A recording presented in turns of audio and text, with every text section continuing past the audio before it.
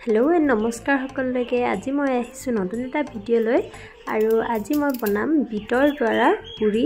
আৰু মই সেই কাৰণে বিটটো বকলিয়াই ধুনিয়াকে সৰু সৰু টুকুৰা লৈ ৰূপান্তৰিত কৰি কাটি মিক্সি জাৰত ভৰাই লৈছো আৰু অকমান পানী ইয়াত এড কৰিম আৰু তাৰ পিছত মই ইয়াক গ্ৰাইন্ড কৰি ধুনিয়াকে পেষ্ট এটা তৈয়াৰ কৰি লম তাৰ পিছতে এটা চাকনিৰ দ্বাৰা সহায়ত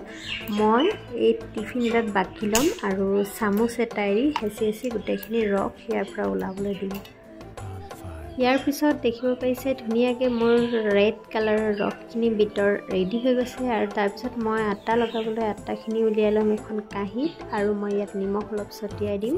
আৰু মই সেই ৰেডি কৰা পেষ্টখিনিৰ দ্বাৰা এই আটাখিনি মাৰিবলৈ চেষ্টা কৰিম যদি অকমান কম হৈ যায় তেতিয়া মই অকমান ইয়াত পানীও এড কৰিম এনেদৰে মাৰিম মই গুটেখিনি আটা ধুনিয়াকে আমাৰ পুৰি বনাবৰ কাৰণে যিমানটো প্ৰয়োজন সিমানটো আটা মই মাৰি এয়া ৰেডি কৰি ললো এতিয়া মই ইয়াক অকমান সময়ৰ কাৰণে এটা ঢাকনিয়ে ঢাকি অকমান সময়ৰ কাৰণে এৰি দিম যাতে এটো ধুনিয়াকে মিলি যায় তাৰ পিছত মই এফালে কেৰাহী বহাইছো গৰম হ'বলৈ দিছো আৰু তাৰ পিছতে মই দিছো ৰিফাইন অইল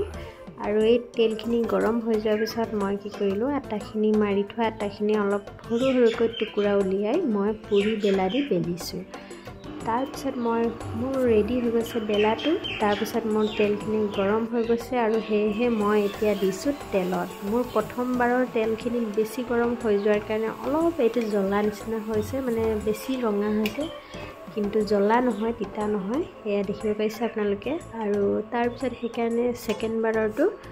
অকমান তেলটো ঠাণ্ডা হ'বলৈ দি কিনে সেকেন্ড বাৰটো দিও আৰু হেতু পাৰফেক্টলি গলি যায় আপোনাক যদি মোৰ ভিডিওটো চাই ভাল লাগিলে তেন্তে মোৰ চেনেলটো সাবস্ক্ৰাইব কৰি মোৰ পেজটো ফলো কৰি দিব আৰু যদি ভিডিওটো ভাল পাইছে তেন্তে লাইক কৰিবলৈ নাপাহৰিব ধন্যবাদ ভিডিওটো চোৱাৰ বাবে আজিলৈ ভিডিওটো ইমানতে সামৰিলো বাই বাই